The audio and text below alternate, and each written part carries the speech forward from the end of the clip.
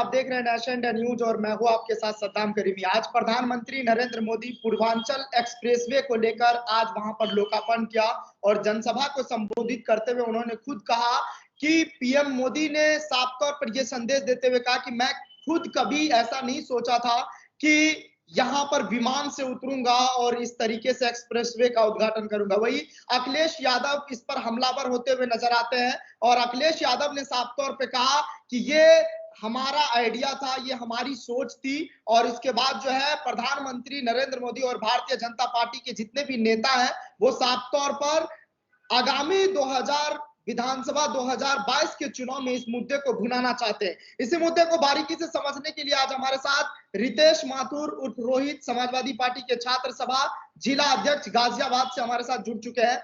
Sir बहुत बहुत स्वागत है आपका नेशनल इंडिया न्यूज चैनल पर। धन्यवाद सद्दाम जी, आपने मुझे इस चैनल पे बुलाया। सर पहला सवाल और महत्वपूर्ण सवाल, आज प्रधानमंत्री नरेंद्र मोदी ने लोकार्पण करते हुए पूर्वांचल एक्सप्रेसवे का कहा कि मैं खुद कभी नहीं सोचा था कि इस एक्सप्रेसवे पर विमान से उतरूंगा। क्या इशारा कर रहे हैं वो कुछ भी इशारा कर रहे हो, लेकिन मैं आपसे ये जानना चाहता हूँ और आपके माध्यम से इस प्रदेश की जनता और माननीय प्रधानमंत्री जी और माननीय योगी जी से ये पूछना चाहता हूँ कि वो कोई अपना काम बताएं, क्योंकि जिस पूर्वांचल एक्सप्रेसवे की वो बात कर रहे हैं, ये पूर्वांचल एक्सप्रेसवे अखिलेश यादव जी ने इसका शिलान्यास किया था और अखिलेश जी ने 2016 में इसका भूमि पूजन कर दिया था और अखिलेश जी LIO साइन नहीं कर पाए थे क्योंकि उस टाइम चुनाव का टाइम आ गया था विधानसभा का और चुनाव आयोग ने उनको इस चीज की परमिशन नहीं दी। और अखिलेश जी का ये सपना था, जो कि अभी तक का हिंदुस्तान का सबसे बेहतरीन एक्सप्रेसवे है, लखनऊ आगरा लखनऊ एक्सप्रेसवे, वो चाहते थे कि वो इससे भी बेहतर इस एक्सप्रेसवे को बनाए। अब क्योंकि 4.5 साल इस सरकार के पूरे हो गए हैं, काम इन्होंने कुछ किया नहीं, तो इन्होंने जल्दबाजी में चुनाव से पहले इसका उद्घाटन कर दिया आधे अधूरे एक्सप्रेसवे का। अब मैं आपके माध्यम से एक बात पूछना चाहता हूं कि जो ये एक्सप्रेसवे है, इस पे लोग चलेंगे, तो जो रोड साइड एम्यूनिटीज हैं क्या वो इस पे आ गई हैं? ना इस पे रेस्टोरेंट ढाबे हैं, ना रेस्ट रूम्स हैं, टॉयलेट्स नहीं है, यहाँ पे कोई पेट्रोल पंप नहीं है, कोई CNG पंप नहीं है। तो ये 350 किलोमीटर लगभग जो लंबा एक्सप्रेसवे है, इस पे क्या रोड साइड एम्यूनिटीज होना जरूरी नहीं था? यहाँ सर्विस लेन नहीं है। जो एक्सप्रेसवे के आसपास के गांव हैं, जो देहात का एरिया है, वहां के लोग कैसे चलेंगे? आप देखिए। दूसरी चीज ये कि जो स्पेसिफिकेशंस हैं उस पे भी कॉम्प्रोमाइज किया गया है। जिस तरीके से ये एक्सप्रेसवे बनना चाहिए था वैसा ये नहीं बना है, क्योंकि अखिलेश जी ने जो टेंडर निकाला था वो टेंडर L&T को मिला था। L&T वही ग्रुप, वही कंपनी है। जी कहिए, आप कुछ कहना चाहते हैं? सर आप लोगों ने भी तो आज प्रधानमंत्री नरेंद्र मोदी के पहुंचने से पहले फीता काट दिया। क्यों नहीं काटेंगे फीता? जब ये एक्सप्रेसवे हमारे नेता आदरणीय अखिलेश यादव जी ने दिया, तो हम क्यों नहीं फीता काटेंगे? और सिर्फ यही एक्सप्रेसवे नहीं, अगर आप पूरे उत्तर प्रदेश की बात करते हैं, जैसे मैं गाजियाबाद से हूँ, तो साहिबाबाद जो विधानसभा है, गाजियाबाद में 5 विधानसभा आती है, साहिबाबाद और गाजियाबाद को हिंडन एक नदी को पार करके जुड़ता है एक पुल। जैसे कानपुर मेट्रो का काम अखिलेश जी ने किया था, जो इनके कार्यकाल में खत्म हुआ, उद्घाटन इन्होंने किया उसका। लखनऊ मेट्रो अखिलेश जी की देन। नोएडा में जो मेट्रो एक्सटेंड हुई ग्रेटर नोएडा में, वो अखिलेश जी ने दिया। नोएडा सेक्टर 82 का जो बस स्टेशन इतना खूबसूरत अखिलेश जी ने दिया। लखनऊ में कई बस स्टॉप अखिलेश जी ने दिए। उसके बाद आपका साहिबाबाद और गाजियाबाद को जो एक पुल कनेक्ट करता है, हिंडन पुराना पुल, वहां जाम लगता था।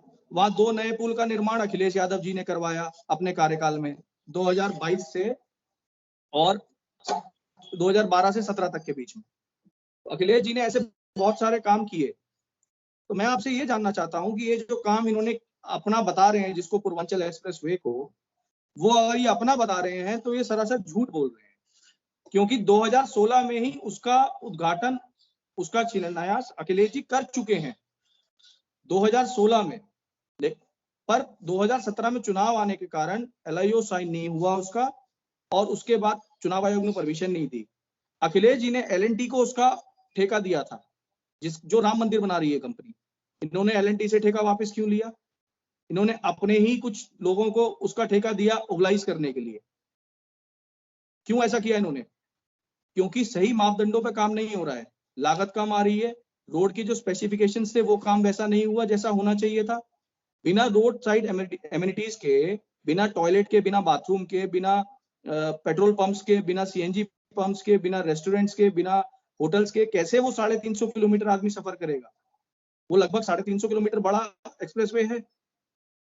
और मैं ये मानता हूं कि अखिलेश जी चाहते थे कि वो एक्सप्रेसवे आगरा लखनऊ एक्सप्रेसवे से बेहतर बनाए, लेकिन वो बेहतर नहीं बना। और आप देख लीजिएगा, जब वो उसका उद्घाटन होगा आपको खुद दिखेगा राइडिंग क्वालिटी में समझ, मतलब जो फर्क है, वो जो लोग उस पर चलेंगे वो उनको महसूस होगा कि आगरा लखनऊ एक्सप्रेसवे कैसा है। आप पानी का गिलास भर के गाड़ी के डैशबोर्ड पे रख दीजिए, आगरा पे चढ़ते ही लखनऊ तक वो ग्लास वैसा ही रहेगा, वो पानी गिरेगा नहीं उसमें से, क्योंकि उसकी क्वालिटी वैसी है रोड की। इससे चुनाव में क्या असर पड़ेगा? इससे चुनाव में कोई असर नहीं पड़ेगा। उत्तर प्रदेश की जनता जानती है कि ये काम अखिलेश जी ने किया था शुरुआत। अखिलेश जी के कामों के ही 4.5 साल ये फीते काटते आए हैं। उत्तर प्रदेश की जनता इस बार पूर्ण बहुमत से अखिलेश जी की सरकार को लेके आएगी।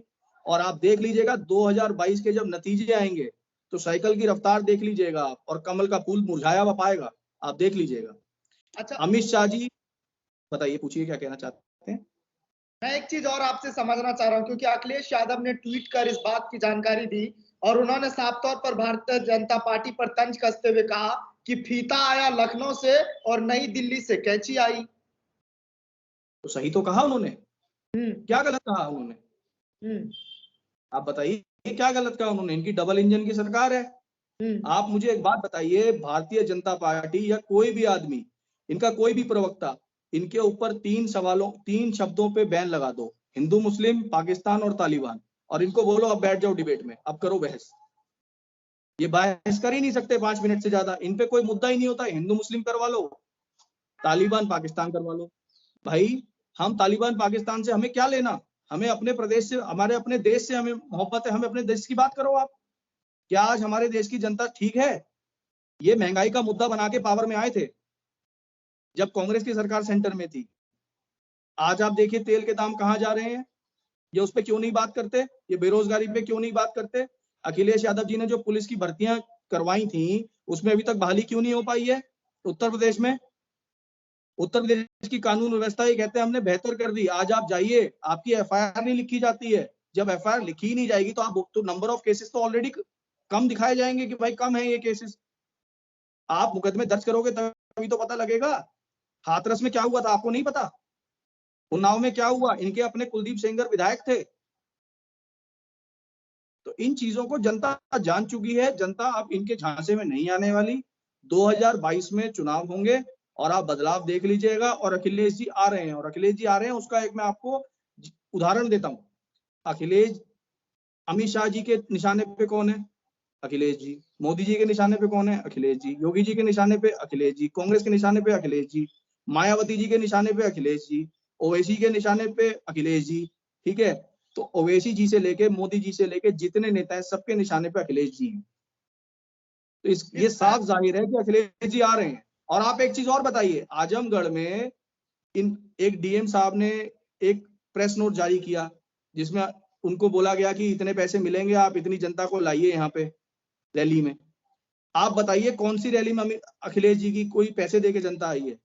वो जो जन सैलाब आता है ना, वो अखिलेश जी की मोहब्बत में आता है, अखिलेश जी को देखने आता है, अखिलेश जी से मिलने आता है, क्योंकि अखिलेश जी ने काम किए थे। और उत्तर प्रदेश की राजनीति में वो रहेगा जो काम करेगा। उत्तर प्रदेश वो प्रदेश है जहां जो प्रधानमंत्री बनाता है, जो देश को प्रधानमंत्री मिलते हैं वो उत्तर प्रदेश से मिलते हैं ना। 82 सीटें हैं लोकसभा की उत्तर प्रदेश में। तो उत्तर प्रदेश में 403 विधानसभाओं पे चुनाव होंगे। और जैसा कि अखिलेश जी ने कहा, इस बार पूर्ण बहुमत से समाजवादी पार्टी की सरकार बनने जा रही है। ये तय हो चुका है। जनता ने इस बात का जवाब 2000 अभी जो चुनाव हुए थे 21 में, उसके जिला पंचायत के, उसमें ही जवाब दे दिया था। फिर जिला पंचायत अध्यक्ष के चुनाव में क्या हुआ वो आप सबने देखा। तो सरकार तो पूर्ण बहुमत से सपा की बनने जा रही है। एक चीज और अब मैं आपसे समझना चाहूंगा, बातें आप बड़ी अच्छी अच्छी कर रहे हैं, उसके बाद मैं ये आपसे समझना चाह रहा हूं कि समाजवादी पार्टी का 2022 चुनाव के लिए क्या रोड मैप है, क्या आपने सोचा है, क्या कुछ तैयारियां हैं, वो जरा बताइए हमारे दर्शकों को। देखिए 2022 के चुनाव में अखिलेश जी सिर्फ अपने काम के दम पे वापसी करेंगे। अखिलेश जी कोई जाति धर्म के दम पे वापस नहीं आएंगे। अखिलेश जी काम के धर्म पे आएंगे। अखिलेश जी सब धर्मों को बराबर लेके चलते हैं। ये तो बीजेपी का एजेंडा है, प्रोपोगेंडा है कि जो बीजेपी कहती है हिंदू मुस्लिम, अखिलेश जी मुस्लिम का तुष्टिकरण करते हैं, ये यादवों का करते हैं। एम वाई फैक्टर तो एक ही रहेगा, एम से महिला और वाई से यूथ। इन दो को अखिलेश जी साथ लेके चलेंगे, महिलाओं को और जवान लोगों को। ये नई सपा है, नई हवा है, बड़ों का आशीर्वाद है और युवाओं का साथ है। अखिलेश जी मुख्यमंत्री 2022 में बनने जा रहे हैं और अखिलेश जी को कोई नहीं रोक सकता। बहुत बड़ी बात कह रहे हैं आप। और मैं आपको एक और बात बता दूं, अखिलेश जी आने वाले प्रधानमंत्री चेहरा हैं, ये लिख लीजिए आप। मैं साल नहीं बता रहा हूं, लेकिन मैं बता रहा हूं कि फ्यूचर प्राइम मिनिस्टर हैं वो। और नेता पढ़ा लिखा ही होना चाहिए उनकी तरह। और अखिलेश जी अगर नहीं जीते, अगर हमें संविधान बचाना है, तो हमें अखिलेश जी को किसी भी तरह मुख्यमंत्री बनाना है। चलिए, बहुत शुक्रिया हमसे बात करने के लिए, आपने मुझे महत्वपूर्ण समय दिया। तो ये हमारे साथ रितेश माथुर उर्फ रोहित, जो समाजवादी पार्टी के छात्र सभा के जिला उपाध्यक्ष गाजियाबाद से हैं, वो तमाम सवालों के जवाब बारीकी अंदाज में दिए। बड़े बड़े वादे और दावे भी करते नजर आए कि अब की बार 2022 में उत्तर प्रदेश में अखिलेश यादव मुख्यमंत्री जो है बनने जा रहे हैं। लेकिन ये दावे और वादे कितना सच होता है, ये चुनाव परिणाम बताएंगे। बहुत शुक्रिया हमसे बात करने के लिए, आपने मुझे महत्वपूर्ण समय दिया। शुक्रिया जी, शुक्रिया। तो अगर आपको पसंद आया हो तो इसे लाइक करें, कमेंट करें, शेयर करें और हाँ, हमारे चैनल को सब्सक्राइब करना ना भूलें, ताकि देश विदेश से जुड़ी खबरें आप मिस ना करें। क्योंकि कोरोना काल में 2 गज दूरी, मास्क है जरूरी। नमस्कार।